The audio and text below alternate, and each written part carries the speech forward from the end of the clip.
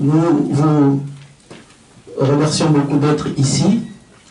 Votre présence massive et généreuse et républicaine à ce débat, à la conférence débat du ministre Nzo Mathias, nous honore de beaucoup. Mais nous voulions aussi éventuellement vous dire pardon parce que nous commençons cette conférence en retard. Le programme de notre conférence est simple. Vous connaissez le thème général qui s'intitule du respect de la Constitution du 20 janvier 2002 à l'alternance démocratique, esquisse d'une solution de crise. Le programme donc se déroulera de la manière suivante. Je donnerai la parole au docteur Lubelo qui va nous lire le mot introductif. Il mettra en perspective l'itinéraire militant, politique et patriotique du ministre Nzo Mathias. Après ce mot introductif, je donnerai la parole au conférencier qui va donc réfléchir sur le thème précité tout à l'heure. Il mettra donc en perspective là aussi sa pensée politique, ses options, ses propositions, ses choix de société. Et donc ça sera le moment de la vérité pendant cette intervention. Après cette intervention, nous ouvrirons une liste de 10 personnes qui doivent intervenir, une première liste. La démarche, elle est volontaire. Celui qui veut intervenir lève la main, on écrit son nom, et à la fin de 10 noms, nous n'aurons pas 11, mais nous aurons 10. Nous allons encore faire un récapitulatif pour indiquer qui est dans la liste, qui n'est pas dans la liste. Après, le ministre fera une synthèse générale des interventions. Si nous sommes disciplinés, il y aura une deuxième liste. Toujours la même procédure. À la fin de ces listes, le ministre fera une conclusion générale où il indiquera une fois de plus, d'une façon claire et concise, sa pensée et surtout son message à l'endroit de la diaspora et des forces patriotiques du Congo. Après, nous déclarerons la fin de cette conférence débat. Nous annoncerons éventuellement le départ de cette salle du ministre Nzo Mathias. Il y aura après un peu de l'amitié, de l'unité nationale et de la fraternité républicaine. Donc je vous remercie infiniment. Vous êtes responsables, soyons disciplinés. Cette conférence débat se raccorde avec tout le mouvement patriotique à l'heure actuelle. Vous avez entendu, vous qui êtes dans la diaspora, les assises, etc. Nous sommes dans ce combat-là. Merci. Vous vous demandez, et je serai bref, qui sont ces messieurs qui entourent Nzo Mathias. Nous avons Lubelo, qui est un militant associatif.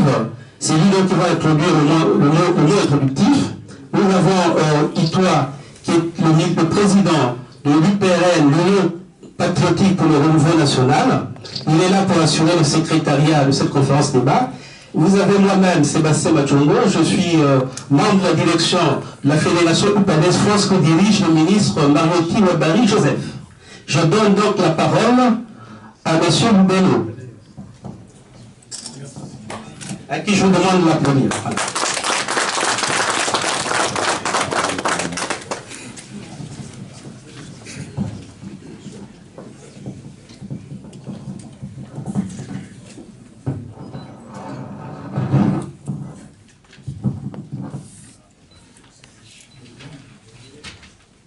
Allô? Vous m'entendez là? Allô? Bien, en tout cas, bonjour à tout le monde et merci.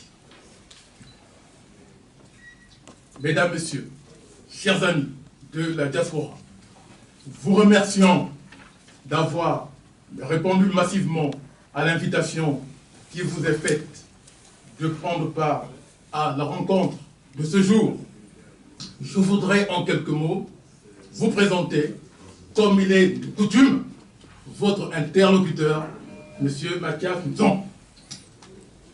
Ancien président de l'Association des étudiants congolais en France, l'AEC, la célèbre AEC, ancien vice-président de la Fédération des étudiants d'Afrique noire en France, la FEANF, la célèbre FEANF. M. Mathias Nzo est rentré dans la vie politique active au Congo à la faveur de la conférence nationale souveraine en 1991. En effet, pour prendre part à cette retrouvaille de la nation congolaise, il crée avec d'autres patriotes l'UPRN, parti qui propose sa candidature au poste de Premier ministre de transition. Il fait partie et soutient les forces de changement à la conférence nationale souveraine. Avec l'UPRN, M. Mathias Nzon est toujours disponible à tous les rendez-vous patriotiques dans notre pays, le Congo. Mesdames, Messieurs, chers amis, après la guerre fratricide de 1997, il participe au gouvernement de transition jusqu'en août 2002. Dans le cadre du partenariat au sein des Forces démocratiques unies, FDU, dont l'UPRN était membre depuis leur création. La dissolution des FDU, pour divergence profonde sur la politique, amène l'UPRN, donc le parti, à construire davantage son projet politique national. C'est donc en acteur politique engagé, en responsable de l'opposition réelle que M. Mathias Nzon, ici présent, aujourd'hui premier secrétaire de l'UPRN, président de la ARD et membre du collège de président du collectif du 17, groupement dont il assure la présidence du comité restreint. Choisit de s'adresser à nous tous ici présents, Congolais de France et d'Europe, sur le thème suivant: du respect de la Constitution du 20 janvier 2002 à l'alternance au Congo pour ravir notre pays, esquisse d'une solution de sortie de crise, car il y a bien crise au Congo. Voilà brièvement présenté l'homme politique qu'est M. Mathias Nzon, ici présent. Merci.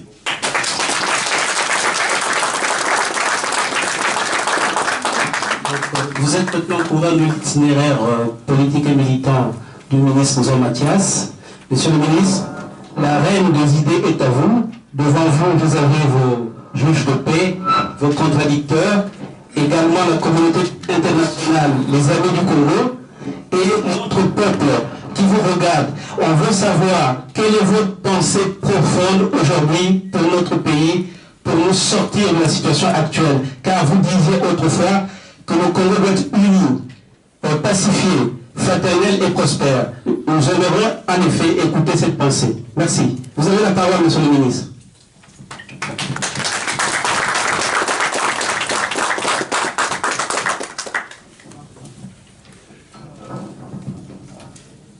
Bien, chers amis, en tout cas, je vous remercie beaucoup. Je vois que le Congo existe encore, ici en France. Ce n'est pas par nostalgie, parce que cette place de Paris m'est connue depuis des années. Mais je suis vraiment content et fier aussi que vous soyez venus écouter le mot d'un opposant congolais. D'un opposant congolais. Et surtout que l'actualité le commande. Et le thème s'applique très bien.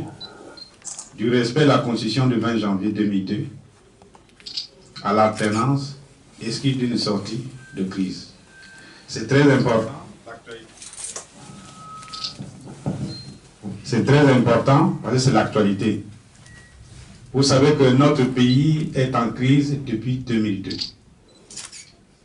Premier élément de la crise, au sortir de la guerre, c'est d'abord le système électoral. C'est un système mafieux qui a bloqué le pays au plan politique. Donc, première crise, c'est la crise politique. Notre pays est bloqué parce qu'on ne trouve pas d'issue politiquement où est-ce qu'il faut aller. Donc, premier élément de la crise. Je ne voudrais pas rentrer vraiment dans les détails, vous le savez. Vous savez que dans notre pays, depuis 2002, les élections sont truquées. Nous ne connaissons pas aujourd'hui quel est le vrai corps électoral de notre pays. On ne connaît pas. En 2002, on n'a pas fait un vrai recensement pour connaître le corps électoral. Et depuis, on n'a pas fait. Le découpage électoral a été fait de façon tout à fait mafieuse également. on n'a pas respecté les critères internationaux, qui est le premier critère, c'est le critère démographique. Si bien qu'aujourd'hui, vous avez les zones moins peuplées dans notre pays, qui ont plus de députés que les zones peuplées. Je vous prends seulement 2 exemples. Regardez la ville de Nkayi. 71 000 habitants, il y a 1 député. Quand vous prenez la ville d'Olombo, 21 000 habitants, 2 députés. Est-ce que c'est acceptable? Ce n'est pas normal. Le découpage que nous avons fait en 1991, au sortir de la conférence nationale, c'était celui-là qui respectait les critères internationaux. Aujourd'hui, on ne sait plus quoi. Deuxièmement, pour être élu, si vous n'êtes pas sur la liste du PCT ou toléré par le PCT, vous ne pouvez pas être élu député. Donc les députés sont nommés. Je vous donne un exemple vivant. Moi qui suis devant vous, j'ai gagné l'élection à 87%, mais celui qui a eu 13% a été proclamé élu. Vous voyez, ce n'est pas bon dans notre pays. Donc le système électoral est mafieux. Il y a eu des fausses concertations à Evo, à Brazzaville, Evo et à Dolisie pour tenter d'apporter une solution. Mais le système demeure bloqué. En 2013, il y a eu un recensement administratif spécial, mais le recensement administratif spécial fait en 2013 n'a pas enrôlé plus de 30% d'électeurs effectifs congolais.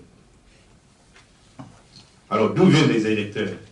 Ce sont les étrangers, c'est les électeurs fictifs, les morts. Et regardez Brazzaville, nous avons beaucoup de zones inhabitées, mais ces zones aujourd'hui ont été peuplées par des électeurs fictifs. Donc il y a un système mafieux qu'il faut reprendre. C'est la raison pour laquelle nous demandons, pour sortir de cette crise, il faut annuler ce recensement administratif spécial. Il faut l'annuler purement et simplement. Et cette crise politique aujourd'hui prend de l'ampleur, pourquoi? Parce que le président de la République, Denis Sassou Nguesso, dit qu'il n'a pas fini. Après 30 ans de pouvoir et un résultat négatif, il veut s'attribuer un 3e mandat parce qu'il est né pour être président de la République du Congo. Vous là, personne ici ne peut être président de la République du Congo. Il n'y a que lui. Voilà le 2e blocage qui fait que la situation au Congo est difficile. Je reviendrai au niveau de la sortie de crise. La 2e crise, c'est la situation économique. Mais notre pays n'a qu'un seul produit, c'est le pétrole. Nous produisons du pétrole. On était à 120 millions de barils de pétrole. Cette année, 2014, nous allons produire 98 millions de barils. Il y a une légère contraction, mais une augmentation par rapport à 2013, puisqu'en 2013, le Congo n'a produit que 95 millions de barils de pétrole. Mais malgré ça, nous sommes 4 millions d'habitants. Et si on veut affiner les chiffres, on arrive à 4 300 000 habitants pour des ressources importantes. Depuis une dizaine d'années, le budget du Congo dégage des excédents importants. En 2013, nous avions un budget de 4 087 milliards de francs CFA, avec un excédent de plus de 1 000 milliards de francs CFA. Mais qu'est-ce qu'on a fait de cet argent? Le budget du Congo n'a pas été exécuté totalement, il a été exécuté à presque 60%. Il manque 40% qui doivent être justifiés. Où est parti cet argent? Et les excédents? Cette année, on a fait un budget 2014 de 4 157 milliards de francs CFA, avec un excédent de plus de 1 000 milliards. Mais vous avez suivi à la radio et à la télévision, l'Assemblée nationale s'est réunie pour élaborer un collectif budgétaire qui contracte le budget de 300 milliards. Raison officielle évoquée, diminution de la production pétrolière. C'est ridicule, puisque la production cette année sera plus importante que l'année dernière. On ne devait pas expliquer. Au contraire, le budget devait être en augmentation. Mais pourquoi on le contracte?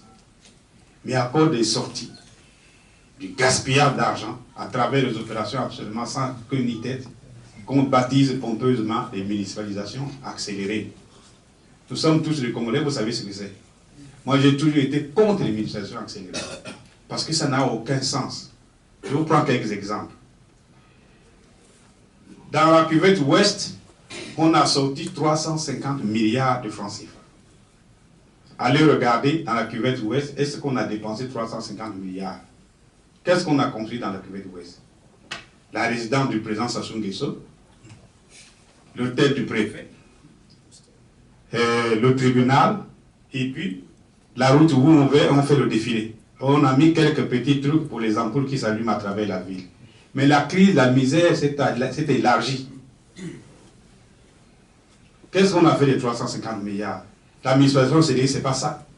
C'est pour que le département, dans son ensemble, puisse avoir des bénéfices d'une action gouvernementale. Rien.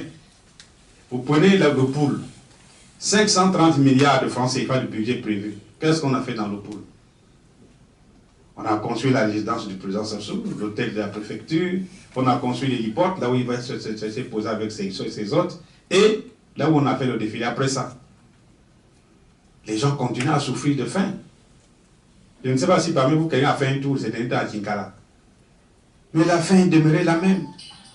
Ça n'a pas changé. Prenez les plateaux. 450 milliards de francs CFA.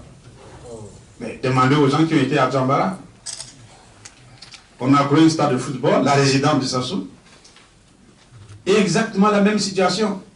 Il s'est vanté dans son dernier rapport, dans son discours à la nation, qu'il a construit 12 aéroports. Mais qui servent à quoi? Dites-moi, il y a combien de gens qui prennent l'avion pour aller dans chaque lieu de département? Est-ce qu'il y en a? L'herbe pousse. Même l'aéroport d'Olombo.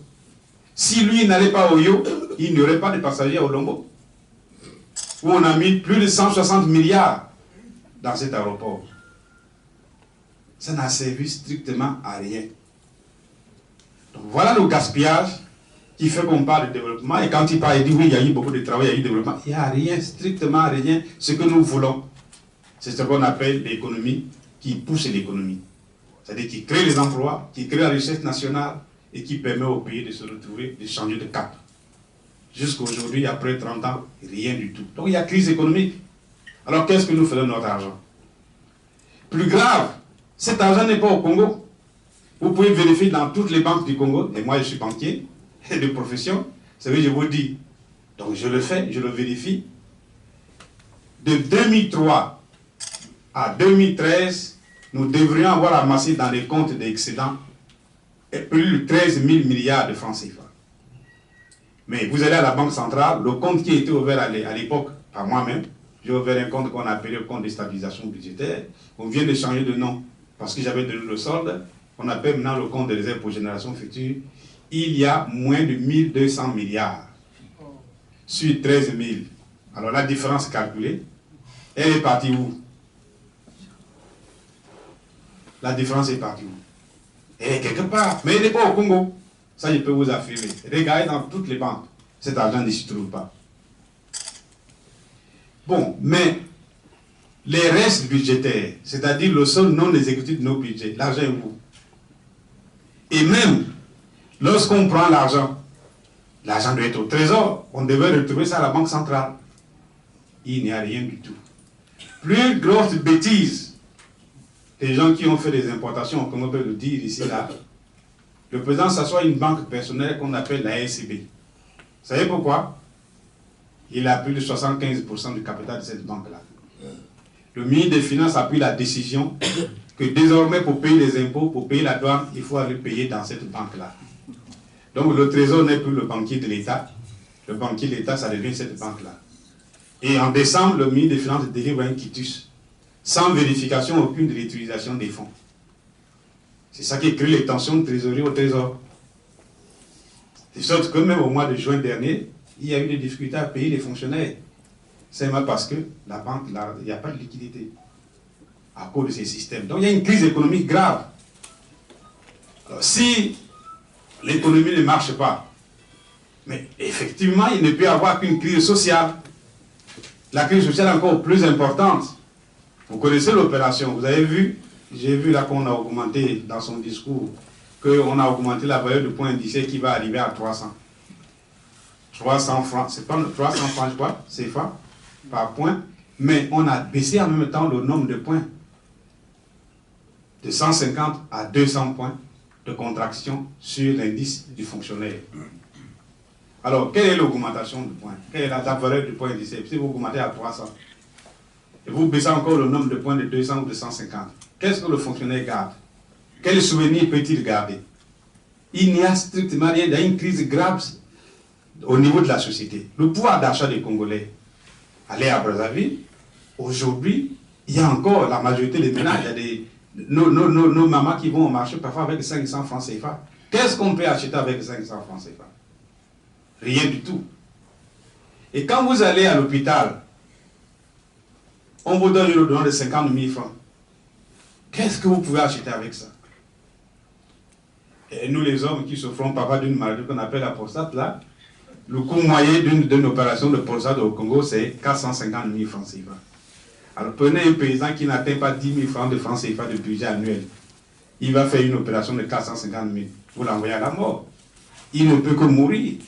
Au point où maintenant on imagine que le petit féticheur, le sorcier, le guérisseur de la place, il peut aller, en ce moment-là, se faire opérer. Moi j'ai vu quelqu'un qui avait une pointe d'hernie. Il buvait des tisanes. Je lui ai dit, mais qu'est-ce que tu as comme maladie? Un politique, hein? Qu'est-ce que tu as comme maladie? Ah, président, moi, j'ai une pointe d'hernie, mais va te faire opérer, c'est rien ça. On enlève ça facilement. Je dis, oh, mais tu as vraiment, tu m'envoies m'opérer? Qu'est-ce que je vais? Oui, je n'ai pas d'argent. Voyez la situation. Et ceux qui connaissent le CHU de Brazzaville, faites un tour. Vous appelez quelqu'un, allez me filmer la morgue. Le jour où il y a des obsèques qui rentrent à la morgue avec le téléphone, on peut filmer. Vous verrez que toutes les armoires frigorifiques sont pleines, toute la salle, les corps sont par terre, et vous avez les gens qui viennent attendre, debout. Et lorsqu'il y a un corps qui sort, on graisse la main aux gars, aux travailleurs du CHU pour mettre votre corps dans le frigo. Vérifiez vous-même ce que je vous dis. Donc il y a une crise sociale grave. Donc la santé, ça ne marche pas. Mais quant à l'école, même au temps colonial, quand nous allions à l'école coloniale, ce n'était pas comme ça. Le niveau a baissé. Pourquoi il a baissé? Parce qu'il n'y a pas d'école. On vous parle des écoles. Moi j'ai entendu parler l'autre jour, j'ai lu le discours de Sassou, il disait qu'il y a des écoles. Mais l'école n'existe pas dans notre pays. Les enfants sont à même le sol. Un pays forestier comme le nôtre, il n'y a pas de banc à l'école. Mais allez-y à l'université Marien Ngouabi. On paye un Rwandais, on lui donne un Rwandais 5 000 francs ou 4 000 francs, on donne un Zaïwa. Il va à l'université à 4 h du matin, à l'amphithéâtre. Il s'assied sur un banc, vous avez cours à 8 h ou à 9 h, et quand vous arrivez, il se lève et vous laisse la place pour suivre le cours, il est sorti. Il a fait son travail. Vous vous rendez compte, c'est quelle université? Cette université, en 2007, avait 3 000 étudiants. Aujourd'hui, nous sommes à 20 000 étudiants. 20 000 étudiants, aucune structure supplémentaire. Comment imaginons-nous que les élèves, les étudiants font cours dans cette université? Et c'est le temps qu'on choisit pour aller à Kintele construire l'université déjà baptisée Université Denis Sassou Nguesso. Mais Sassou n'est pas mort. Il est là en vie, on construit l'université, il a déjà donné son nom. Est-ce que c'est normal? Même du point de vue personnel, moralement, est-ce qu'on peut faire des choses comme ça? Et c'est l'université qu'on construit à Kintele. Il n'y a pas de transport dans Brazzaville. Vous voyez, je vous raconte une petite anecdote. Au Congo, maintenant, il y a deux phénomènes qui sont apparus. Aujourd'hui, ceux qui viennent de Brazzaville peuvent vous dire, les gens achètent des petits terrains à des prix faramineux. Vous avez votre partenaire, on dit, on veut acheter. Vous dites, ce qui coûte 2 millions, vous dites, donnez-moi 100 millions, vous payez cash sans compter. Eh bien oui, parce que l'argent, les Européens ne veulent plus recevoir ça ici. Qu'est-ce que vous allez en faire? Il faut recycler comme ça. Vous venez devant ma maison, là où j'habite. Là où j'habite, j'avais négocié un terrain pour un de mes petits frères là. Mais il a construit une maison je crois que ça lui a coûté pas plus de 200 millions, mais il a vendu à 3,5 milliards. Ça a été payé cash. Ah oui! Voilà la réalité. Voilà la réalité. Ceux qui connaissent Brazzaville, dans ma rue là, vous voyez, après Kojemo, avant d'arriver à la clinique Kojemo, vous avez une maison en construction là. Ce terrain-là a été vendu à 300 millions. Mais celui qui a acheté à 300 millions a revendu à 1 milliard. Ça a été payé cash. Vous voyez comment on blague avec l'argent pendant que il y a une crise grave dans le pays. On ne peut pas continuer comme ça, les Congolais en ont marre. Les Congolais en ont marre. il faut un changement de politique. Alors, comment arriver au changement de politique? Sassou dit, je veux un troisième mandat. Mais est-ce que les Congolais veulent un troisième mandat de Sassou? Moi, j'ai proposé un sondage international. J'ai dit, écoutez, si nous voulons connaître la vérité, faisons venir un cabinet de réputation internationale faire un sondage. Vous verrez qu'il y aura plus de 99% des Congolais qui diront non, qu'ils partent. Je suis même sûr, dans la propre famille de Sassou, ils seront plus de 60% à dire non, on arrête. Mais vous avez vu l'expérience. En 2009, quand nous avons lancé le mot d'ordre, ne partez pas voter, il y a eu 95% d'abstention. Aux dernières élections législatives, il y a eu 86% d'abstention. De 2012, là, 86% d'abstention. Pourquoi? Ce n'est pas parce que les Congolais ne veulent plus voter, parce qu'ils ne veulent plus voir Denis Sassou Nguesso là. Non seulement l'homme politique, mais y compris l'homme humain, lui-même, en chair, qu'on ne veut plus voir. Voilà la situation qui prévaut dans notre pays. Alors là, il propose qu'il faut aller au troisième mandat. Mais la Constitution de lui interdit. Il pensait qu'en 10 ans, il allait le faire. Et comme solution, il proposait qu'on révise la Constitution. Réviser la Constitution, quelles sont les matières? C'est prévu à l'article 86. L'article 86 prévoit des matières sur lesquelles la révision constitutionnelle est possible. Si quelqu'un a une constitution, il peut regarder, vous voyez les matières.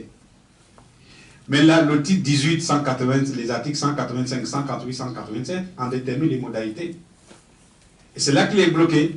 Parce que l'article 185 alinéa, tu as dit non, monsieur, sur le nombre de mandats, on ne peut pas modifier l'article 58, qui dit que le président de la République est élu au suffrage universel direct, il est rééligible une seule fois. Et l'article 185 alinéa, tu as dit, c'est ça, on ne peut pas modifier ça.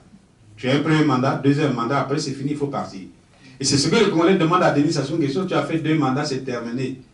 Le 14 août 2016, à 14 h, moi je donne l'heure, il faut qu'il parte.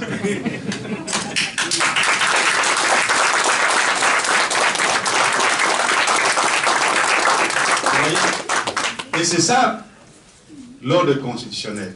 À lui, il dit non, et il veut modifier. Il a consulté ses juristes qui lui ont dit non, monsieur le président, on ne peut pas. Alors la seule solution, il faut changer de constitution. Mais changer de constitution. J'ai suivi un professeur de l'université Marien Ngouabi, je crois un doyen de la faculté du droit, dire que la commission avait atteint, le cycle était terminé. Le cycle était, moi j'ai réuni 250 étudiants à l'université Marien Ngouabi pour leur dire il faut que vous refusiez, chassez ce monsieur-là, il ne peut pas être professeur de droit. Il n'y a pas de fin de cycle en matière constitutionnelle. Il n'y a pas de cycle en matière constitutionnelle. Sinon les Américains auraient déjà dépassé leur cycle. Les Français. Il y a des vieilles constitutions. Même quand ils se comparent à Merkel, là. Mais la constitution allemande date de 1948. 49. Oui, c'est pas d'aujourd'hui. Donc ce n'est pas sérieux. Ah, il faut changer de constitution. D'accord. Moi j'ai écrit. Vous voulez changer de constitution? C'est bien. On peut. Mais alors, il faut assumer les conséquences. Si vous voulez qu'on change de constitution, monsieur Sassou, vous devez démissionner. Vous démissionnez, mais bien sûr, puisque toutes les institutions attachées à la constitution doivent échouer. Il doit démissionner. Et la classe politique, la société civile, les personnalités indépendantes, les acteurs, vous venez et nous mettons en place une assemblée constituante. Et cette assemblée constituante va désigner un président intérimaire qui va former un gouvernement. On ne parlera plus de l'Assemblée actuelle, ni du Sénat actuel, ni de la Cour constitutionnelle. Tiens, tout ça tombe. Et c'est ça qui va constituer le socle de la préparation des élections générales et de la sortie de crise. J'ai écrit, quand il a lui dit, oh, mais lui là, pourquoi toujours ces solutions à lui? Mais non, c'est le bon sens.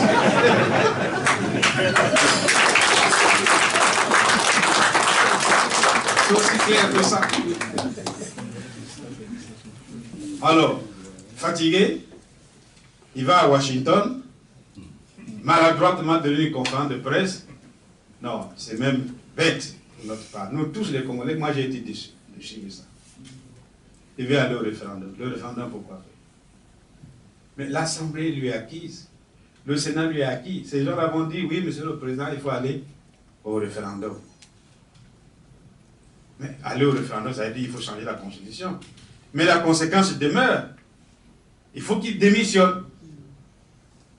Les gens qui se sont donné la liberté d'aller créer le mouvement dans les villages, comme les Pierre Mabiala, les Kumba Justin, et les autres, c'est lesquels, enfin, tous ces petits-là qui sont allés crier par-ci, par-là, et qu'ici on a dit, il faut changer la Constitution. Enfin, soyons sérieux.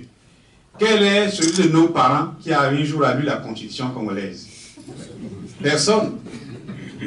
Qu'est-ce qu'ils en savent pour demander à changer? Il faut la changer.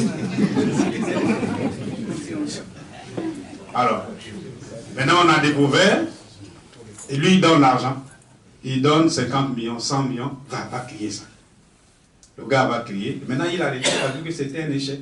Partout c'était un échec. Partout c'était un échec. Et même à Pointe-Noire, vous voyez, Mvouba, au lieu d'aller dire ça dans le pool, il va à Pointe-Noire et le président s'ajoute de changer la Constitution. Les gens ont crié, on est sur lui. Il m'a fait pas dire ça chez toi. Si tu vas à Kindama, on te comprendrait. Regardez le ridicule des Congolais. Ce n'est pas sérieux. Il a fait ça, il est fatigué. Il ne peut plus. Alors il s'est mis dans la corruption. Vous savez, une partie des fuites de l'argent, c'est la corruption. Sassou n'hésite pas, dans la mesure où la crise sévit au Congo, les cadres sont fatigués. Ah bon alors, l'affaire d'Ingiri. Vous voyez? Là, il va, donne l'argent. Le gars, il va, non, le président Sassou, bon, on peut examiner ça, mais parce que déjà, on lui a agressé la patte, il a déjà eu son Ngiri. Et c'est qu'on va diriger le pays avec les Ngiri. Vous ne connaissez pas ce qu'est un Ngiri? Les Ngiri, vous voyez les sacs des Sénégalais, les sacs noirs que les Sénégalais ont là.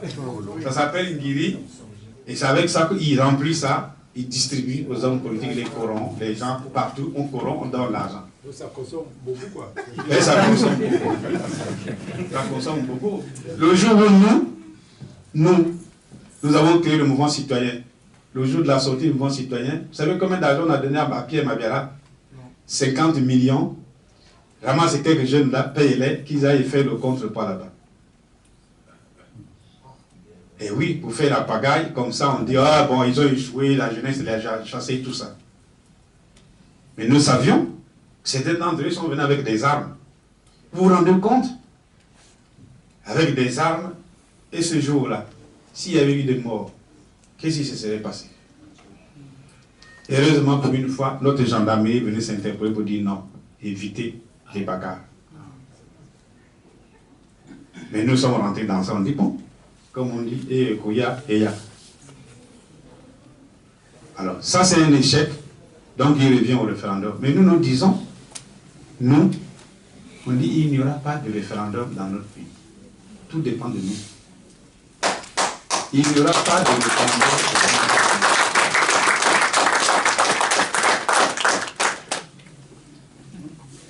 Je vous dirai comment faire. Il n'y aura pas de référendum. Tout comme Denis Sassou Nguesso, il peut voler, aller au ciel, tomber où il veut. Il n'y aura pas de troisième mandat pour lui.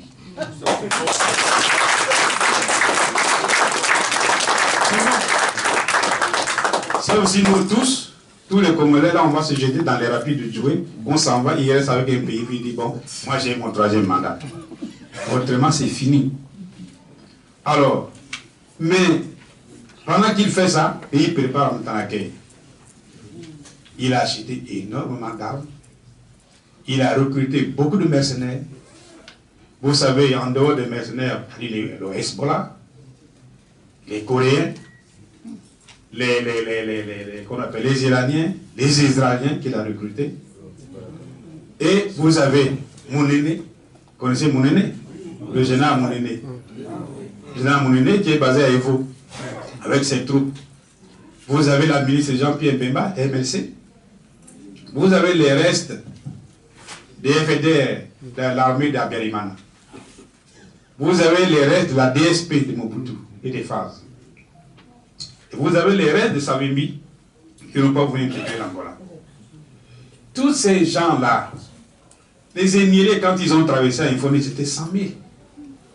Mais ils y sont toujours avec leurs armes. Et Sassou, est en train de les entretenir. En plus de sa milice nombreuse de Tsamito, vous connaissez la milice Tsamito au moins, qui porte les mêmes bérets que la garde présidentielle. La milice, comme ça, elle passe inaperçue, on ne sait pas que c'est une milice. Elle est nombreuse, cette milice. Ces derniers temps, vous avez dû apprendre, il a rappelé tous les guerriers, ceux qui étaient en France comme ceux qui sont à l'intérieur du pays. Il a réussi à réunir 540 guerriers à Brésil pour leur dire, on va reprendre le service. Et oui, ceux qui ont des comptes en banque, donnez le numéro de vos comptes. Ceux qui n'ont pas de compte, allez ouvrir, on va vous verser l'argent et soyez prêts. Prêts à faire quoi? Ça se passe là au mois de juin avant que je ne vienne ici. Bien, il a recruté dans sa zone de prédilection 730 jeunes qui sont en formation en ce moment à Obuya, et on dit que c'est la police. Ils sont à Obuya, ils sont à Tsambito. Pourquoi la police doit être formée à Obuya et à Tsambito?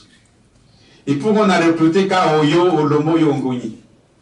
Le Congo, les jeunes ne sont que là. 730 qui viennent de recruter. Alors, si vous suivez la situation au Congo, il y a toute cette semaine-là, je dors toujours tard parce que nous cherchons à comprendre. Il y a une arrivée massive de personnes à Pomat autour de Brazzaville. Nous voulons savoir quelles sont ces personnes-là, d'où viennent-elles.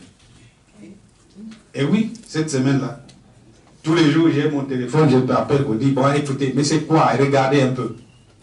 Qu'est-ce qu'il va faire avec tous ces gens, ces histoires-là? Vous voyez? Alors, il recherche l'incident qui lui permettrait de déclencher des crimes, crise, puisque le pays est en crise, on peut proclamer l'état d'urgence et en ce moment, il n'y a pas d'élection. Et M. Sassier, pas d'élection, c'est moi le président, j'ai mis de l'ordre. Voilà ce que ça se cherche. Ajouté à cela, les faux procès, depuis le 4 mars. Depuis le 4 mars, les faux procès qu'il fait. Et même le procès actuel de Marcel Ntourou, c'est lui qui a provoqué l'affaire, il va accuser celui qui a été attaqué. C'est une logique particulière. Voilà la situation dans notre pays. C'est une crise donc grave. Alors nous, opposition, face à ça, pour éviter que ça ne vienne encore faire verser le sang des Congolais, pour éviter encore des déchirements entre les Congolais, alors nous avons proposé une solution très simple. Nous lui proposons une solution simple. Pour sortir de cette crise, voilà ce que nous proposons. Nous proposons qu'un dialogue national soit convoqué. Ce dialogue national va réunir tous les partis politiques, toutes les associations de la société civile, toutes les personnalités indépendantes de notre pays et la diaspora. Parce que vous avez trop été exclus, il faut que vous soyez là. Même pas pour aller faire la joie de Sassou, parce qu'après il va se mettre à distribuer l'argent et vous allez venir pour dire, ah non, Kawa, Sassou, non. Pour vraiment rendre le Congo aux Congolais. Nous allons faire ce dialogue national-là. Mais ça ne se passera pas comme Sassou veut. Il faut qu'il y ait d'abord une commission préparatoire paritaire qui prépare, qui détermine les conditions de participation, qui détermine l'ordre du jour, qui définit les conditions de mise en place du podium et la durée. Alors, à l'issue de ce dialogue, qu'est-ce que nous proposons? Oui, d'aller à la guerre comme ça. Nous proposons qu'un gouvernement union nationale soit formé. Qu'il soit formé, mais il est dirigé par un opposant. Il y a le Premier ministre opposant, et ce Premier ministre, c'est nous qui allons le proposer, avec vous. On dit, bon, voilà, cette personne-là ne va pas sombrer dans les grilles de Sassou. Toi, tu es Premier ministre. Sassou, tu restes président, mais tu ne te présentes pas aux élections présidentielles. Le 10 juillet 2016, ce sera le premier tour des élections présidentielles. Et le président qui sera élu, soit au premier tour ou après le deuxième tour qui aura lieu avant fin juillet, en ce moment-là, le 14 août, comme j'ai dit à 14 h, alors il fera passation de service avec le président Sassou. Il prendra sa voiture pour aller dans son village. Voilà la solution la plus simple. C'est ce que nous proposons au niveau de l'opposition. C'est ce que nous proposons. Alors, à partir de là, ça souffre des pieds et des mains. Il nous refuse de ça pour faire des réunions, pour que les populations ne soient pas informées de cette proposition-là. Il nous interdit de sortir, de se balader. Vous savez, depuis 2012, je n'ai pas quitté Brazzaville. Je n'ai quitté Brazzaville que le 25 juillet. depuis 2012. Depuis août 2012. Est-ce que c'est normal qu'un homme politique puisse vivre comme ça? Vous voyez? Ce n'est pas sérieux. Mais il est là toujours à distiller les informations. Et bien, ça prend également. Moi, j'ai lu sur les réseaux sociaux là, que Mathias Zon, avant de venir ici, a eu un deal avec Sassou. Ah, j'ai lu ça. Et ça vient de lui. C'est lui qui diffuse comme ça. Pourquoi? Vous savez pourquoi? Le 25 juillet, bon, j'ai envoyé mon protocole. En fait, ce n'était pas pour venir ici. J'avais pris la décision de toucher la justice internationale. Parce que le 13 juin, avec mon avocat, nous avons pris un huissier qui est allé faire les formalités. Quand on lui a dit qu'il ne peut pas voyager, l'huissier a fait son rapport, s'est présenté. Et l'avocat a écrit à Yoka Emmanuel pour lui dire, enfin, monsieur donne pas sortir, qu'est-ce qui se passe? Yoka n'a jamais répondu. Il est allé à son cabinet, on lui dit, on ne peut pas répondre parce qu'il n'y a rien de judiciaire. Et bien, écrivez ça sur le papier. Donc, le 25 juillet, avec mon avocat, nous avons dit, bon, écoute, vous allez partir. Moi, je viens à l'aéroport avec RFI. Donc, on devait aller à l'aéroport, nous tous. L'avocat, RFI, moi-même. Comme ça, le colonel qui a l'habitude de dire, monsieur, je ne peux pas voyager. À partir de là, l'avocat faisait une interview à RFI. Et nous, on avait des éléments pour porter plainte à la Cour internationale de la défense des droits de l'homme à Genève et à la Cour africaine de défense des droits de l'homme à Addis Abeba. Voilà la procédure que nous avons utilisée. Bon, je n'étais même pas habillé. Puisque pour moi, ça n'allait pas. J'allais partir à l'aéroport comme ça. Quand mon protocole est revenu pour dire, ah non, ils ont dit que vous voyagez. Ah bon, pourquoi non? C'est fini. Il y avait une raison. Ah non, non, ils ont dit, il n'y a rien, vous pouvez voyager. Bon, j'ai dit, puisque l'occasion se présente, moi je voyage. Et je suis rentré dans ma chambre, je me suis habillé. J'ai appelé les enfants, dit, bon écoutez, papa s'en va à Paris, etc. Oh, c'est fini? Je dis oui. Et c'est en ce moment, quand je suis assis au salon avec des amis qui sont venus, on attendait cette histoire-là, qu'on me dit qu'il y a quelqu'un de la présidence, Yingoya, vous connaissez? Oui. Qui s'est présenté à ma garde là-bas pour dire, je vais voir le ministre. Ils ont dit, ah non, lui il ne reçoit pas la nuit. Et non, c'est important. Non, il ne reçoit pas la nuit. Ici, à partir de 18h, c'est fini. Ah non, c'est le président Condé Alpha qui m'envoie. Je dis, ah, ça dépend. Il vient me voir. Condé Alpha, ok, il vient. Qu'est-ce qu'il y a? Oui, le président Condé tient à vous voir avant que vous voyagez. Condé Alpha veut me voir. Mais comment ça? Mais l'avion, c'est pas lui son avion. C'est Air France. Si je rate l'avion, il est où? Il est en réunion. J'ai donné mon téléphone, d'aller donner à Condé Alpha qui m'appelle. Et Condé Alpha m'a appelé pour me dire, écoute, il faut que je te voie, je suis avec le président Sarkozy ici.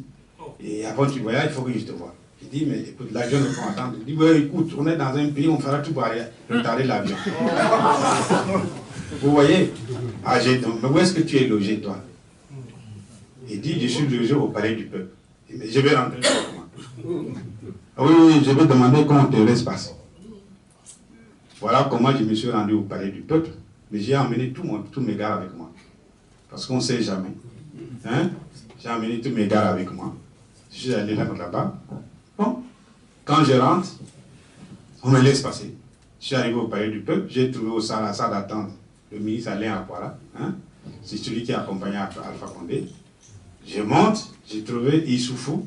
C'est ça, non? Amadou. Président du Niger et Condé Alpha. Les deux présidents. Je suis venu, je suis Alpha, je me suis assis. Alors, qu'est-ce que tu veux? Oui, on m'a dit que tu voyages. D'ailleurs, quand je suis arrivé, j'ai attaqué Sassou. Pourquoi Mathias ne sort pas? Il m'a dit non, il voyage. C'est là que j'ai appris que tu voyageais. Je dis, oui, je voyage. Et tu m'as amené ici, il y a un problème. Non, ces histoires-là, Sassou t'a fait des trucs comme ça. Il m'a raconté plein de trucs sur toi. Il faut que tu viennes à Conakry, qu'on discute. C'est tout, oui. Bon, mais merci. Et comment j'ai fait? Non, tu rentres en contact avec mon neveu et puis tu viendras. Et je me suis levé, j'ai pris mes gars, nous sommes partis à l'aéroport. J'arrive ici, voilà, vous de la diaspora, Adzon a eu un deal avec Sassou. Je serai le dernier Congolais à avoir un deal avec Sassou.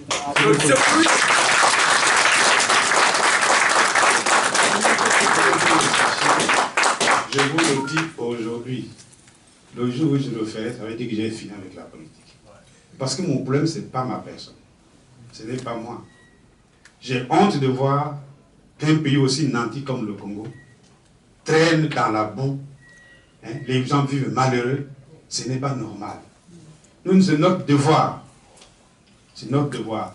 Si je suis allé voir Alpha Condé, et tout à l'heure, j'ai suivi le Mélodie, vice-président de la FEAN, parce qu'Alpha Condé était notre compagnon ici. On a milité pendant des années à la FEAN.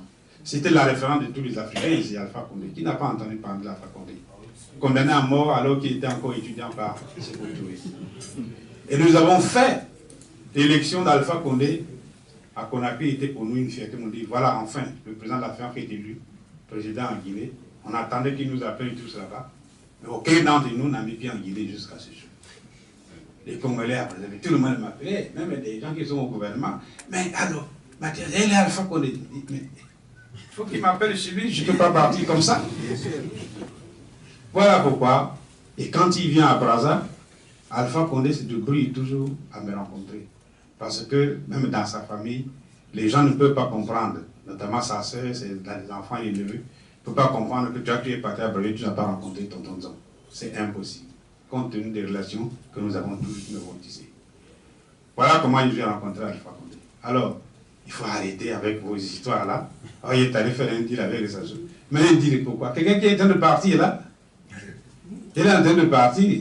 Vous savez ce qu'il propose lui? Ah oui, mais si c'est ça, si on va au dialogue, donc moi je suis président. Mais il faut que Madia soit Premier ministre. Comme ça, lui et moi, personne ne se présente à l'élection présidentielle. Il n'est pas bête, ça. Il n'est pas bête. Donc voilà la situation. Alors, mes frères, mes soeurs, c'est que nous avons un seul problème dans notre pays. Pour résoudre le problème de la crise dans notre pays, nous avons un seul problème. Ce seul problème-là, il s'appelle Denis Sassou Nguesso.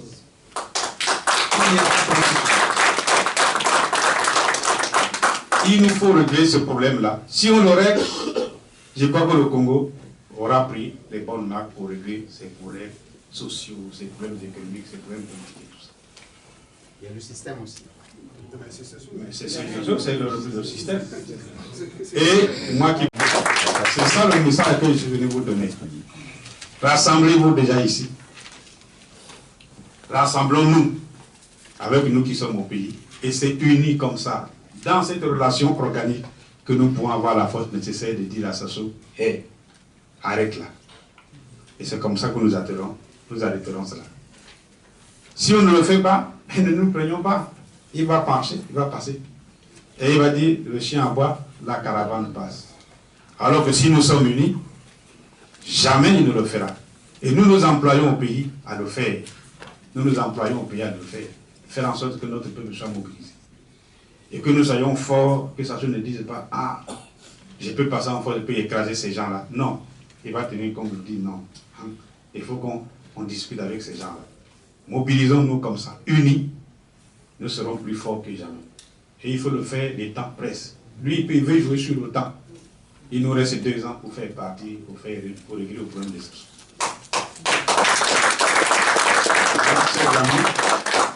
Le propos liminaire que j'avais à vous livrer, dans les échanges, on va revenir sur toutes ces questions-là. Mais il est important qu'absolument que nous unissions nos efforts, que nous comprenions ce qui se passe dans notre pays, que nous soyons capables de régler ce problème-là. C'est un devoir, c'est une mission pour notre peuple. Si on ne le fait pas, nous aurons échoué et nous n'aurons pas répondu à l'attente de notre peuple et nous aurons posé un faux pas par rapport à l'histoire de notre pays. Merci beaucoup.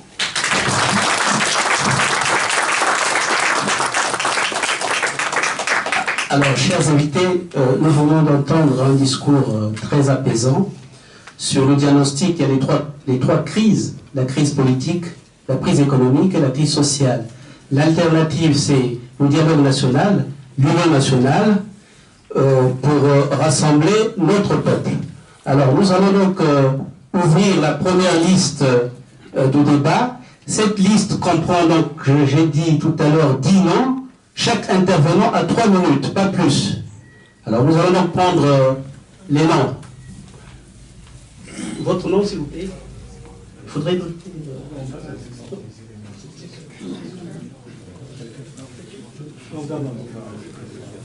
C'est qui? Ganga Marine Fodel. Ganga. Ganga dit Merci de Fodel. penser aussi qu'il y a des doigts levés dans le front. Merci. Oui, d'accord. Tu peux faire un... Ouais, il arrive. Non, non, ceux qui posent la question. Ganga dit Fodel. Sangou Michel. Sangou Michel. Apollinaire Bolongo. Dans mon nom, c'est Sangou Michel.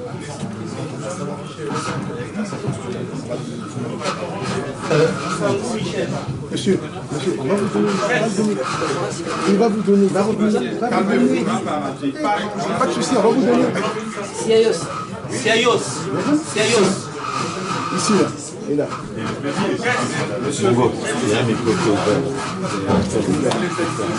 L'enfant par ici, s'il vous plaît, Alexis Bossi, observateur engagé, patriote de fou.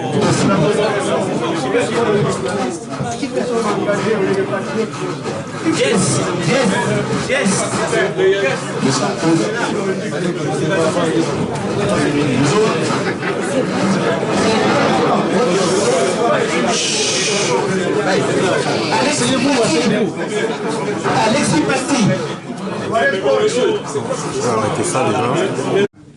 Je ne sais pas, M. Pachou, est-ce qu'il a eu son information. Je n'ai aucune friction avec un membre de l'opposition. L'opposition qui est la mienne. Vous savez qu'au Congo, il y a deux oppositions. Il y a ce qu'on appelle l'opposition réelle, à laquelle j'appartiens. C'est l'opposition du collectif du 17. Là-dedans, il n'y a aucune friction. Nous sommes unis, nous menons la bataille. Et pour ratisser large, nous avons initié la naissance du mouvement citoyen qui peut accepter quelques personnes qu'elles soient, même lorsqu'elles viennent du PCT. Elle peut être admise, l'essentiel est d'accord sur trois principes. L'annulation du recensement administratif frauduleux, non au changement de la Constitution, non au troisième mandat d'administration Guissou. Si vous êtes d'accord, même si vous êtes membre biopolitique PCT, si vous êtes d'accord avec nous, vous pouvez venir au mouvement citoyen. Ici à Paris, mes camarades dont vous parlez, ceux que je connais, n'ont aucune friction avec moi. Et je peux vous dire que nous avons déjà eu deux rencontres. Si vous ne les voyez pas ici, parce que certains d'entre eux sont partis à Brazzaville. Donc de ce côté, vous n'avez pas... Ne laissez pas libre cours à la rumeur de Paris. Vous savez, moi je suis un Parisien aussi, hein, comme vous. Pour avoir dirigé l'étudiant congolais ici, je sais ce qui se passe dans Paris. Laissez pas votre cours à la rumeur. D'accord? Bien d'accord avec vous, monsieur le ministre, sauf que votre réponse amène une autre question de ma part. D'accord, merci beaucoup. Monsieur Passy, pas de... Bien, ceci dit... Cela suppose que l'opposition réelle, elle est de Brazzaville, et à Brazzaville, n'est pas sur Paris. Non. Mais il n'y a pas de parti politique à Paris, s'il vous plaît. Il faut que vous sachiez qu'à Paris, ici, il n'y a pas de parti politique. À Paris, il y a certainement des associations de la diaspora, mais il n'y a pas de parti politique ici. L'opposition réelle, c'est un collectif de partis. Il y a une différence de parti politique association. C'est toute la différence de Paris avec Brazzaville. L'opposition réelle, c'est un regroupement de partis. Ce n'est pas un regroupement d'associations. Ici, il n'y a pas de parti. Et je peux vous rappeler une histoire. En 1972, nous avons eu des problèmes ici avec la Ligue communiste qui nous demandait de former des partis politiques à aller prendre le pouvoir en Afrique. Et nous, de la fin, nous avons dit non. Le parti politique naît dans les conditions concrètes de lutte sur le terrain. Ce n'est pas ici. Donc ne nous faisons pas division.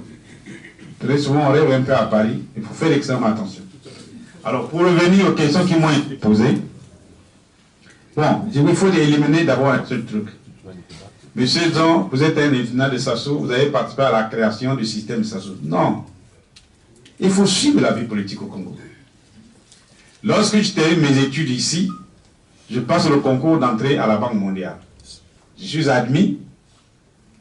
Et quand je vais à la Banque mondiale, on me dit, monsieur Zon, vous allez partir à Washington pour 2 ans et après vous serez affecté dans un autre pays. J'ai dit, l'autre pays, c'est le Congo. Il dit non. Et alors, annulez mon admission. Je ne peux plus aller à la Banque mondiale. Et je suis allé passer le concours d'entrée à la Banque centrale. Je suis admis et je vais au Cameroun passer 1 an. Après, je rentre au Congo. Mais à l'époque, c'est le système de, comment on appelle ça? Parti unique. C'est le règne du PCT. Et tous ceux qui, comme moi, n'ont pas voulu adhérer au PCT, nous avons fait ce qu'on appelle la politique clandestine. Je peux même vous révéler quelque chose. Nous avons créé un parti clandestin. Des statuts enterrés en terre. Et moi, cadre à la Banque centrale, j'ai fait 9 mois à Point-Noir, m'affecte à Brazzaville, et je viens trouver sur mon bureau une fiche d'adhésion au PCT. Vous voyez? J'ai pris la fiche d'adhésion, j'ai déchiré, je l'ai jeté sur le bureau de mon grand frère Mohamed Clément. Il dit, toi là, c'est toi qui m'as amené ces histoires-là. Tu sais très bien que je ne peux pas adhérer au PCT. Donc je n'ai jamais, l'un des cas congolais qui n'a jamais participé au PCT, c'est moi. J'ai toujours été un opposant au PCT. Donc je n'ai pas participé à la création du système. Le système, ça c'est un système PCT. Mais quand nous sortons de la conférence nationale, il y a une pluralité politique. Tous les partis se disent nous sommes prêts à construire la démocratie. Alors nous nous sommes mis à créer des alliances. Mon parti est rentré à partir de la création des FDU. 6 partis ont créé les FDU. Il y a eu les FDU. Et le président Kolela, avec certains partis, ont créé ce qu'on appelait l'URD. Et nous avons créé l'alliance URD-FDU. C'est en ce moment que je suis parti en exil au Gabon et ensuite en France. J'arrive ici. Nous préparions les élections de juin 1997 au niveau des FDU. Les pauvres blancs sont rentrés au Congo. Nous sommes restés. Et moi, j'ai appris la guerre comme vous. Vous comprenez? J'ai appris la guerre comme vous. À la fin de la guerre, je suis rentré au Congo. Mais évidemment, en FDU, l'UPRN a proposé ma candidature au gouvernement. J'ai été nommé ministre des Finances. Mais 3 ans après la transition, nous, UPRN, nous avons dit non. Nous avons notre ligne politique. Il faut que nous tirons les leçons de ce que nous faisons et ce que la politique que nous menons cadre avec la ligne politique du UPRN. Alors là, nous sommes rentrés en conflit, d'où la dissolution des FDU. Nous avons décidé de prendre notre indépendance parce que notre ligne politique n'est pas celle qui est suivie. Vous comprenez? Voilà notre divorce. Donc ça n'a rien à voir. Je n'ai jamais été le lieutenant. Bon, que Konda Alpha dise que je suis son lieutenant, oui, parce qu'il m'a formé à la fin, enfin, mais pas Sassou. Il était au PCT. Vous voyez? C'était des partenaires au sein des FDU. Alors, la question sur les assises. Que vous devez d'abord rencontrer les assises. Oui, nous avons une rencontre qui était prévue le 10. Quand je suis arrivé ici, j'ai été en contact avec Jean-Luc Maleka, qui m'a proposé une rencontre le 10 août. Le 10 août, il partait aux États-Unis, il dit à son retour, nous nous retrouvons.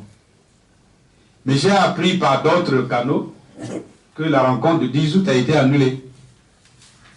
Bon, qu'est-ce que vous voulez que je fasse si la rencontre est annulée? Et c'est avec lui que nous avions convenu de cette rencontre d'aujourd'hui-là. On avait arrêté 2 dates, le 10 août, rencontre avec la coordination des assises, et le 24 août, rencontre avec la diaspora. Mais quand il est revenu des États-Unis, il m'a pas fait signe, mais 3 jours avant cette rencontre, il m'a appelé pour me dire, est-ce qu'on peut rencontrer la coordination? Je dis, mais écoute, on est déjà à côté du 24, retrouvons-nous simplement le 24, vous multipliez les réunions. Je ne sais pas s'il est dans la salle, je suis plus d'ailleurs qu'il ne soit pas venu. Je lui ai dit, bon, mais écoute, donc retrouvons le 24, il dit, allez, je viendrai. Il y a donc un dialogue. Hein? Il y a donc un dialogue. Mais bien sûr, pourquoi? Pourquoi vous voulez qu'il n'y ait pas de dialogue? Non, il n'y a pas de dialogue. Oh. Oui. Pas de dialogue. Donc il faut que nous, ce que nous voulons, c'est que tous ceux qui s'opposent à Denis Sassou Nguesso puissent se rassembler. Maintenant, les problèmes de qui sera président, qui sera candidat ici, mais ça c'est une affaire de chaque parti. La pluralité politique suppose la compétition politique. La compétition politique suppose l'application réelle de la démocratie, suppose la liberté de chacun de faire ou de ne pas faire, suppose l'acceptation de la différence. C'est ça qui manque dans notre pays.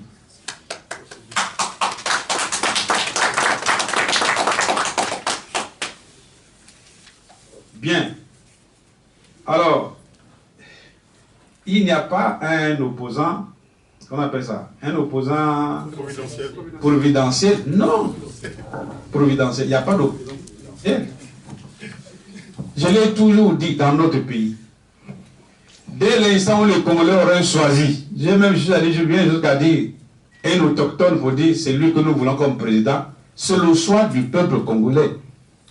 Ce qui ne va pas aujourd'hui chez nous, c'est qu'on regarde, ah celui-là, il est de quelle région, il est de quelle église. Non. Mais si nous comptons sur ça, nous ne développerons jamais notre pays. Un Congolais est un Congolais. Les différences ethniques ne nous concernent pas. Aucun de nous n'a choisi d'être né dans telle région, dans telle ethnie. Ça n'a strictement rien à voir. Nous devons dépasser ça. Si nous voulons que notre pays se développe, dépassons ces clivages. C'est ça que Sassou n'accepte pas. Nous voulons qu'on en arrive là. Que pour permettre aux initiatives de clore, aux compétences de s'exprimer, il faut qu'on en arrive là, que le Congo en soit le plus grand bénéficiaire. Alors ici, vous avez la chance d'être dans un pays qui a dépassé ces clivages-là. Alors, vous voyez, ici, il y a même... vous voyez, j'ai lu l'autre jour, il disait que Val était un Français d'origine espagnole. Et alors, il est Premier ministre en France, il travaille pour la France, ça ne marche pas. Si. Mais pourquoi dans notre pays, on ne peut pas accepter l'autre, quelle qu'il soit sa réunion, pour dire, c'est un Congolais, il travaille pour le Congo, pourquoi? C'est ça qui ne va pas, c'est ça. Nous ne voulons plus de ce Congo-là. Bien. Bon, la lettre ouverte, bien sûr. Merci beaucoup pour la lettre ouverte, là. Moi, j'avais déjà été au courant de cette procédure. Nous avons analysé ça au cours d'une réunion de collectif. Il y a une association qui a porté plein compte des anciens sur l'État et tout ça. Bon, laissons suivre la procédure. Que la justice nous dise exactement où est-ce qu'il en est. Mais nous, voilà, je ne sais pas si vous avez lu la dernière tribune que j'ai publiée le 24 juillet. Voilà. J'ai publié une tribune le 24 juillet dans la semaine africaine, le changement de la constitution au Congo, vous avez un coup de force. Vous voyez, j'ai publié et dans cette tribune, j'ai proposé ce que je viens de vous dire, que nous ne pouvons pas sortir de la crise actuelle en ayant recours à la force. Et j'ai rappelé les drames que les Congolais ont vécus. Les drames de la guerre de 97, qui n'a pas perdu quelqu'un. Les drames de Beach, 353 jeunes ont été massacrés au Beach de Brazzaville et on s'est permis de faire un procès sur 80 personnes. Et les autres sont partis où? Et je l'ai déclaré publiquement en disant, mais écoutez, quand il y a eu la guerre en Espagne, en Allemagne, on n'a pas jugé l'Allemagne, on a jugé Hitler. Pourquoi chez nous on juge le Congo? Parce que tout le monde a été acquitté et on a fait payer les indemnités par le Congo. Ça veut dire que l'État congolais est coupable. Mais l'État congolais, c'est vous et moi. Et c'est quand nous avons participé au massacre de Beach. On ne peut pas comme ça accuser tout le monde. Il y a bien des responsables, les gens qui ont tué les gens au Beach. Mais ils sont 353. Je l'ai dit publiquement. J'ai demandé, et nous nous disons encore, on vient de nous dire que c'est un faux procès. Tout comme le 4 mars, on vous a dit qu'il y a eu 300 morts, mais il y en a plus que ça. Dans les fosses communes, les gens qui ont été enterrés sur le camp militaire depuis là. Ce qu'on a acheté, les conteneurs, les 2 conteneurs, les gros conteneurs de CHU, qui puaient les mouches, c'est les corps. Et ce que les parents savent, c'est qui c'est qui était dedans. Qui a fait le 4 mars? Il y a eu un faux procès. Les vrais responsables existent. J'ai écrit pour demander la mise en place d'une vraie commission d'enquête qui comprendrait toutes les sensibilités avec la participation des experts internationaux pour déterminer les responsabilités et appliquer les sanctions appropriées. Mais on ne m'a pas répondu. On parle du 4 mars. Mais les vrais responsables courent toujours. Vous connaissez l'affaire du, comment on appelle ça? L'affaire du décédé 10 du théâtre. On a mis la bombe à Brazzaville. Mais dans un pays organisé, quelqu'un peut quitter ailleurs pour venir mettre une bombe dans un avion. Vous ne vous rendez pas compte ici. Moi, j'ai participé à la messe à la Madeleine de ça avec François Mitterrand, lors de cet accident-là. J'étais à la messe. Parce que j'étais ici à Paris. Je suis allé à la messe. Mais il fallait voir. C'est une catastrophe. Et tout ça, L'entêtement de Sassou veut nous amener encore à ce genre d'événement. Les Congolais ont trop pleuré. Nous ne voulons plus que les Congolais meurent pour la politique. La politique est un combat d'idées. C'est un combat de compétences. Ce n'est pas les armes qu'on prend pour tuer les gens. Alors il y a un frère qui disait, oui mais vous, Sassou va passer parce que lui, il va pour vous ne créez pas le rapport de force. Mais justement, pour quel rapport de force? Mais mobilisons-nous. Vous qui posez la question. Qu'est-ce que vous faites pour vous mobiliser? Ce n'est pas en s'asseyant dans un salon de Paris qu'on se mobilise. Il faut être concrètement sur le terrain pour mobiliser les gens. Vous voyez, avant que je ne vienne ici, moi-même, je ne peux pas quitter Brazzaville. Je ne peux pas quitter Brazzaville. À la fois parce que c'est interdit et pour des raisons de sécurité. Parce que depuis 1999, Sassou n'a qu'une option. Il ne sera content que le jour où il verra le corps de Mathias Zon allongé dans un cercueil. Et il multiplie des initiatives pour ça.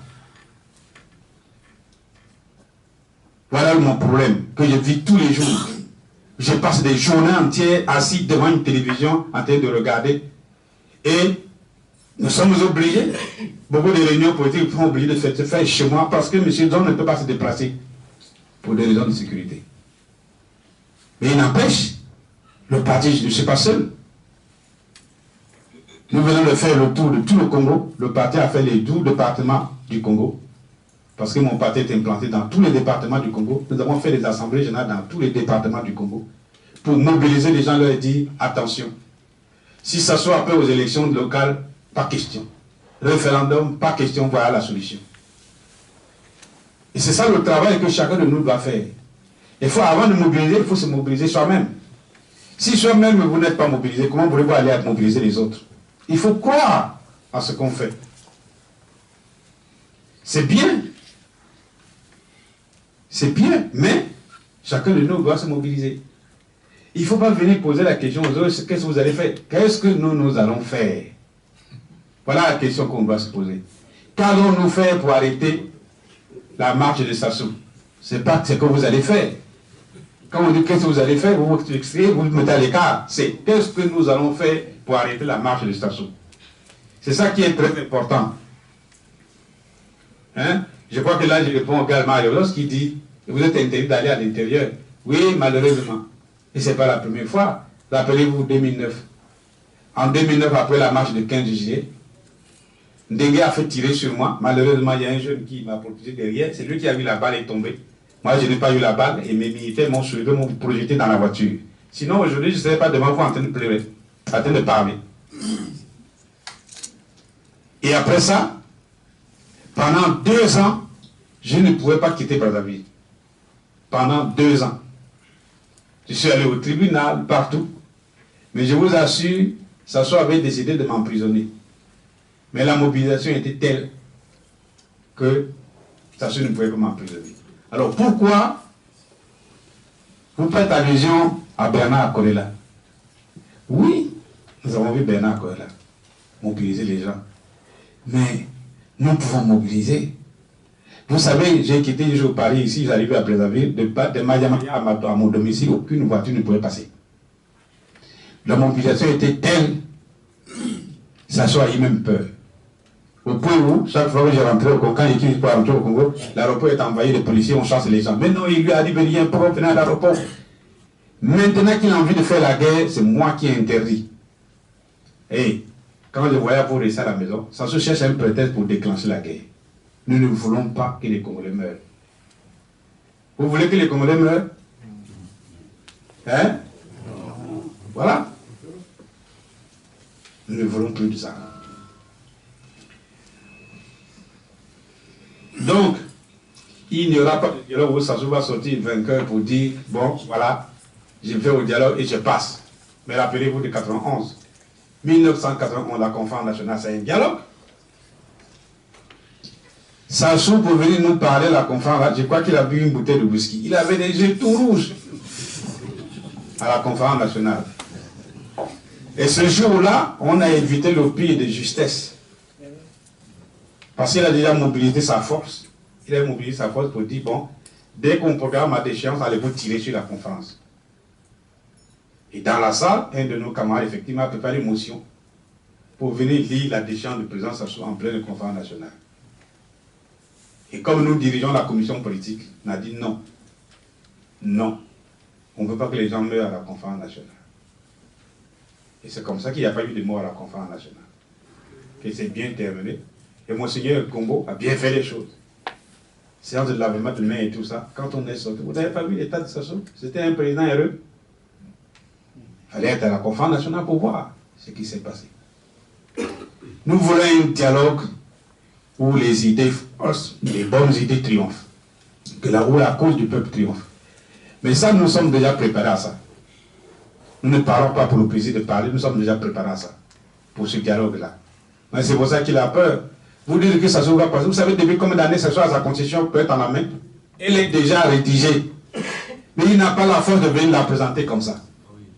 Elle est déjà rédigée. Sa fameuse constitution. Mais il n'a aucune force de venir dire, bon, voilà ma constitution. Il est obligé de passer par les subterfuges et tout ça pour voir quel est le moment propice. Faire venir les mercenaires et tout ça. Mais, travaillons. Et c'est l'appel que je vous lance. Travaillons-nous. Mobilisez-vous ici. Parce que la communication est très importante. Mobilisez-vous ici. Vous êtes dans un pays qui est contre le changement de population, de constitution au Congo. La France n'est pas d'accord. Mais profitez-en. Qu'est-ce qui prouve ça? C'est un irresponsable qui est devant moi ou bien c'est quelqu'un vraiment d'irresponsable? Nous sommes dans une réunion d'hommes responsables. Alors soyons sérieux. Ça, je peux vous dire que la France est contre. Mais Obama l'a exprimé clairement à Washington. Vous comprenez? Ils sont contre la modification de constitution, surtout pour attribuer des mandats supplémentaires aux dictateurs. C'est fini. Tant qu'il y aura dictature, il n'y aura pas de progrès.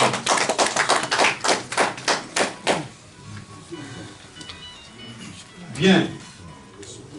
Alors, chers amis, Poirou, c'est ça, non? C'est ça, oui.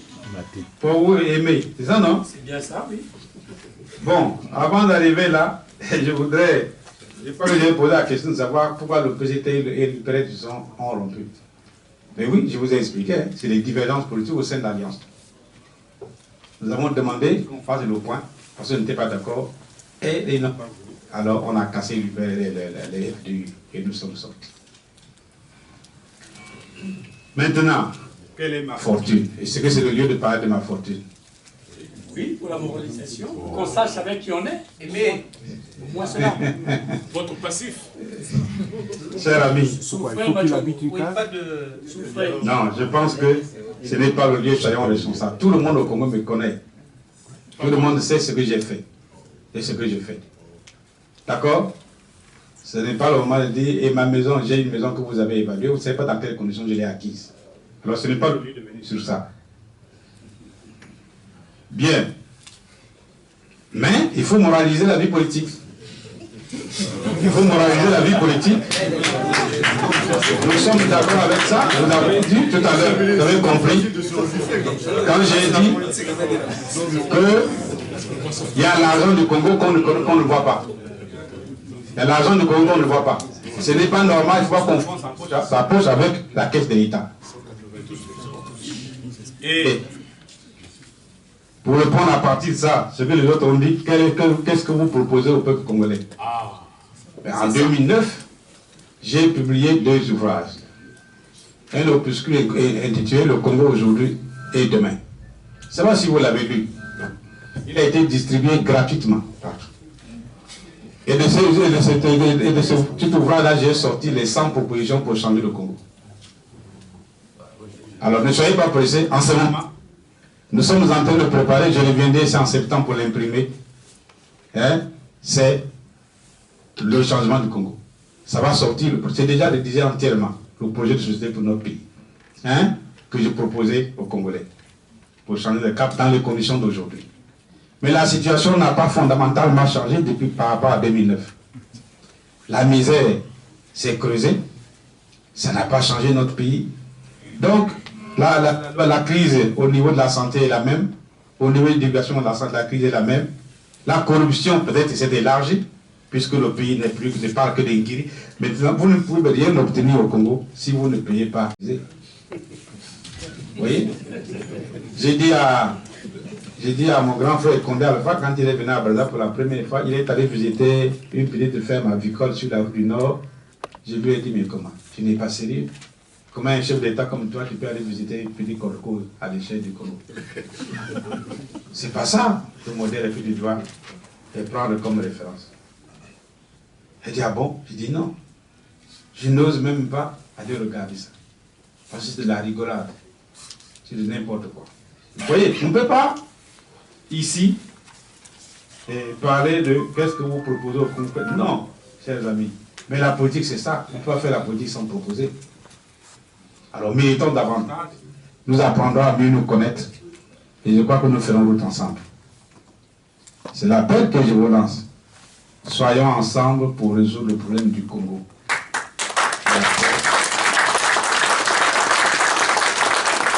Les compétences vont s'exprimer. Il y a beaucoup de compétences ici. Je vois beaucoup de cadres ici. J'ai des amis que j'ai laissés ici. Voilà mon compagnon. Il est là, toujours. Docteur. Mais il y a trop de maladies au Congo. Les gens meurent pour n'importe quoi.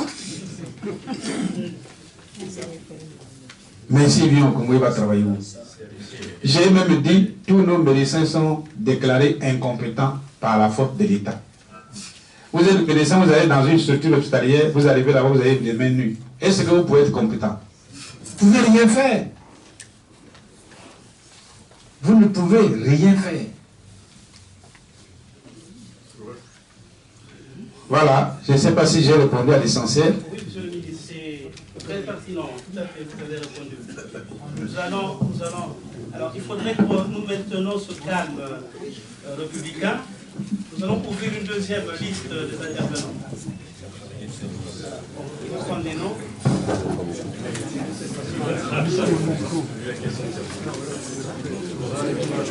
Tout a été répondu. Matsingo.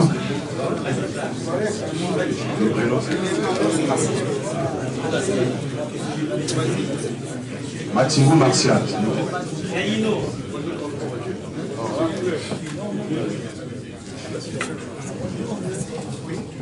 Non, mais il faut donner son nom. Non, ton nom.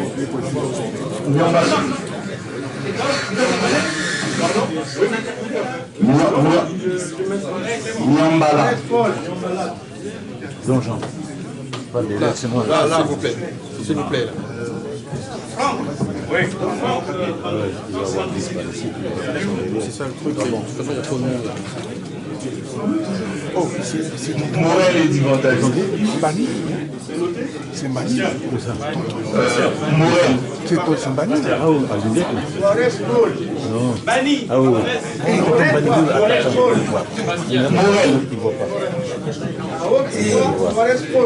Juste Oui.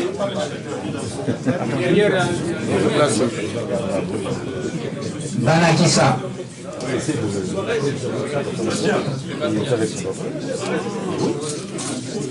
Là, Mwaka. Attendez. Je ne sais pas si c'est noté.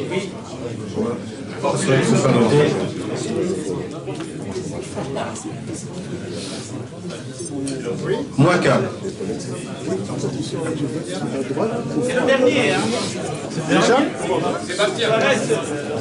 Mwaka. J'ai levé ma main en premier. On a dit non, sauf si par la suite le ministre pourra faire une petite faveur. On pourra pas débattre. Moi j'ai levé la main en premier lieu. C'est le premier soit posé de manière consciente. 3 minutes. Donc s'il y a des nominations de connivence, ça pour le monde. Mais oui, il faut être franc. Non, je n'aime pas, je dis la vérité. C'est la vérité. C'est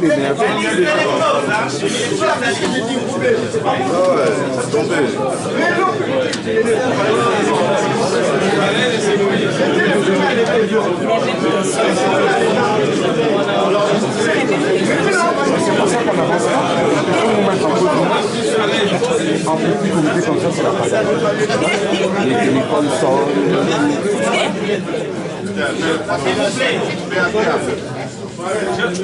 Je rappelle, alors.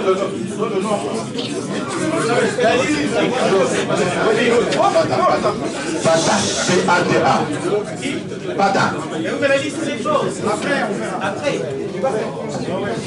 C'est compte tenu tout le temps, chers amis. Je lis les noms des intervenants. Mathieu Martial, Gaïno, Niambala, Franck Kando, Ebiou, Ça c'est quoi? Morel, Bani, Ipois, Fortuné et Mwaka. Juarez Paul. Voilà. On donne la parole à Mathilde Martial.